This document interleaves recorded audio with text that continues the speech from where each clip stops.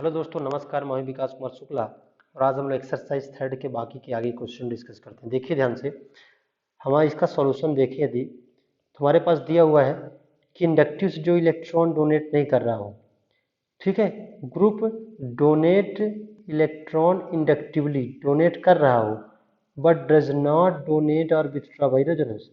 देखिए ध्यान से, ये इंडक्टिव से डोनेट कर रहा है। अगर हम बात करें, एक आप देखें, ये आर होगा क्योंकि इंडक्टिव से डोनेट करेगा लेकिन विथड्रॉ नहीं करेगा। बी नंबर आप देखें, आपके पास क्या दिया है, withdraw electron inductively but does not donate withdraw by resonance. Inductive से क्या कर रहा हो, विथड्रॉ कर रहा हो। देखिए ध्यान से, ये इंडक्टिव से विथड्रॉ कर रहा है लेकिन डोनेट और विथड्रॉ नहीं कर रहा है। आप देखिए ध्यान से, आप NH3 पर यदि आप लगा लेंगे यहाँ, ये NH3 इंडक्टिव केवल खींचेगा, ये रेजोनेंस नहीं करेगा, नाइट्रोजन 5 बॉन्ड नहीं बनाता है, तो आपके पास क्या होगा, S होगा। ठीक है दोस्तों।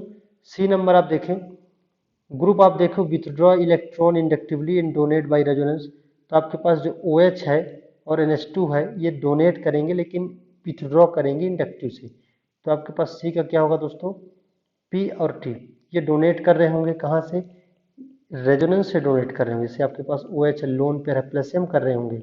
आपके पास NH2 है, ये प्लसम कर रहे होंगे, ठीक है, और माइनस आई इफेक्ट भी दिखा रहे होंगे। तो आपके पास सी क्या होगा, PT।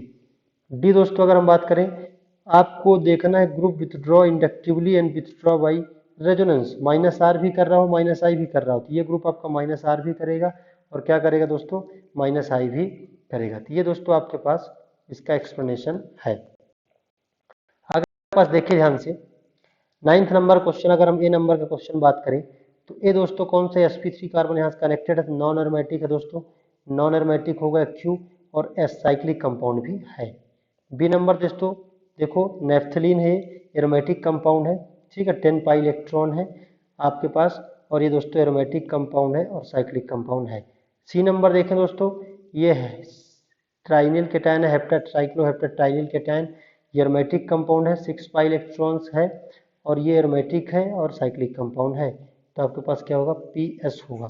डी नंबर दोस्तों देखो, इसके पास 4 पाई इलेक्ट्रॉन है, 4 पाई इलेक्ट्रॉन है इसके पास, ठीक है ना, 4 pi electron, this anti aromatic compound, और दोस्तों इसका होगा R, और साइक्लिक कंपाउंड भी है। अब देखो ध्यान से, हमारे पास 10 नंबर का क्वेश्चन दिया हुआ है कि क्या दिया हुआ है, ए का बॉन्ड लेंथ और बी के बॉन्ड लेंथ को कंपेयर करा। तो आपके पास दोस्तों अगर हम बात करें, हमारे पास OET है, ये आपके पास ए है, ये इलेक्ट्रॉन रेजोनेंस करेगा और कंप्लीट रेजोनेंस करेगा, जबकि इस वाले स्ट्रक्चर में लोन पेयर इधर भी कॉन्जुगेशन में जाएगा और इधर भी कॉन्जुगेशन जाएगा, तो ये बॉन्ड कम सिंगल होगा, इसलिए ए का बॉन्ड लेंथ ज़्यादा होगा बी से।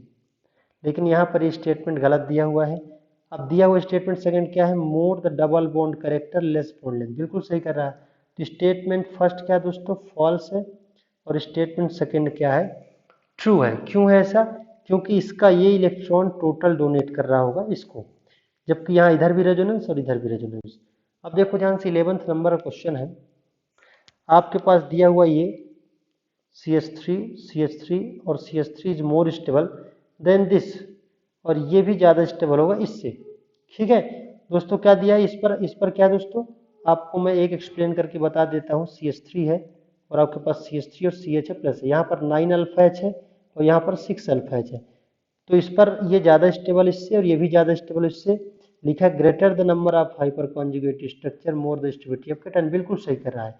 तो स्टेटमेंट फर्स्ट सही है और उसका करेक्ट एक्सप्लेनेशन भी सेकेंड स्टेटमेंट सही है, ठीक है, सेकेंड भी सही है, उसका करेक्ट एक्सप्लेनेशन भी है।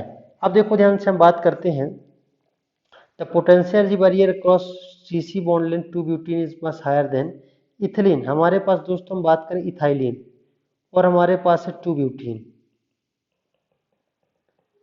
ठीक है दोस्तों।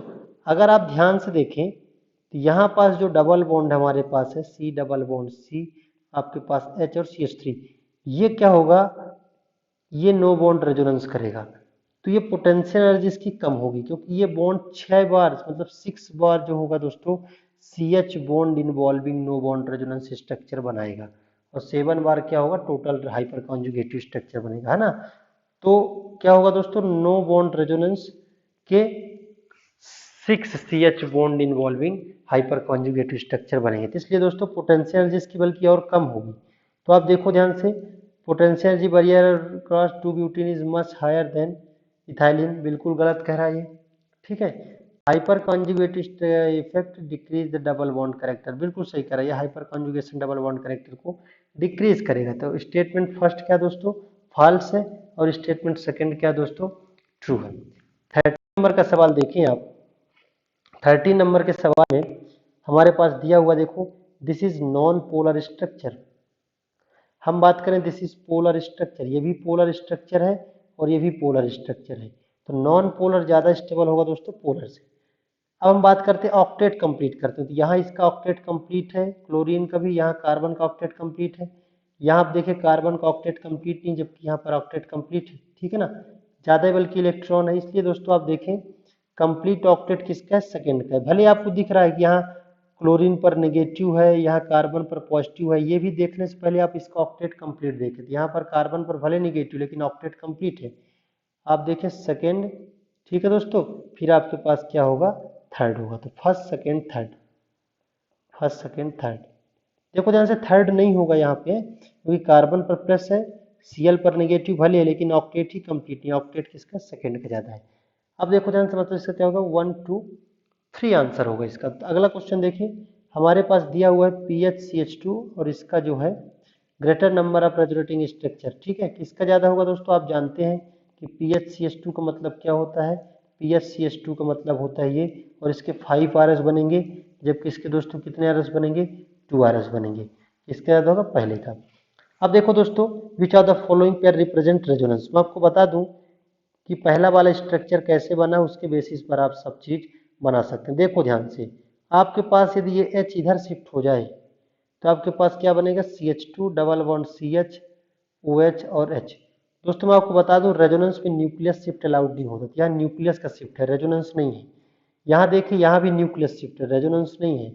यहाँ तो कोई चार्ज का डिस्ट्रीब्यूशन वाला कोई फिनोमिना ही नहीं है, तो ये नहीं है। तो रेजोनेंस आप देखिए ध्यान से, आपके पास CH2 है, C डबल बॉन्ड O है, और आपके पास O क्या है दोस्तों, CH2 नेगेटिव है हमारे पास, CH2 नेगेटिव दिया हुआ है, दिस इज नेगेटिव, और यहाँ पास हमारे पास H है, और ये दोस्तों क्या करेगा, रेजोनेंस करेगा, रेजोनेंस करेगा तो क्या बनाएगा, CH2CH हमारे पास O नेगेटिव, बिल्कुल सही। ये इसका दोस्तों क्या है, RS है, ये बिल्कुल सही जवाब है। अगला क्वेश्चन देखो दोस्तों, अगला क्वेश्चन क्या कह रहा है, मोस्ट स्टेबल कैटायन। आप देखिए इस पे अल्फा एच ज्यादा है, 9 अल्फा एच है, और ये दोस्तों ज्यादा स्टेबल है। अगला देखो 17 नंबर में भी अल्फा एच हमको देखना है, हाइपर कॉन्जुगेशन, इस पर 3 to 5 7 अल्फा एच है, और ये दोस्तों ज्यादा स्टेबल है। 18 नंबर क्वेश्चन देखिए क्या कह रहा है ना, carbocation first is less stable then the second, first less stable हो सेकेंड से, ठीक है दोस्तों। तो ये देखो पहला ज्यादा स्टेबल है, इसके 5 RS बनेंगे, ये ज़्यादा स्टेबल है, ये आंसर नहीं होगा हमारा। ये ज़्यादा स्टेबल, ये भी आंसर नहीं होगा। पहला वाला देखो, इसमें ये कैटायन जो है दोस्तों लेस स्टेबल है, किसके अपेक्षा, इसके अपेक्षा। यहाँ पर 3 अल्फा हाइड्रोजन है, जबकि यहाँ क्या है, -I है, इसलिए दोस्तों ये आंसर हमारा सही होगा। अब देखिए ध्यान से 19 नंबर क्वेश्चन में, यहाँ पर देख सकते हैं 2 4 6 इलेक्ट्रॉन है नाइट्रोजन के पास, ठीक है, इसलिए अनलाइकली रिप्रेजेंटेशन है, बिकॉज देखो structure second is unlikely representation because nitrogen है सेक्सटेट ऑफ इलेक्ट्रॉन। तो आप देख सकते हैं जब इस पर ऑक्टेट वगैरह कंप्लीट है। थैंक यू दोस्तों।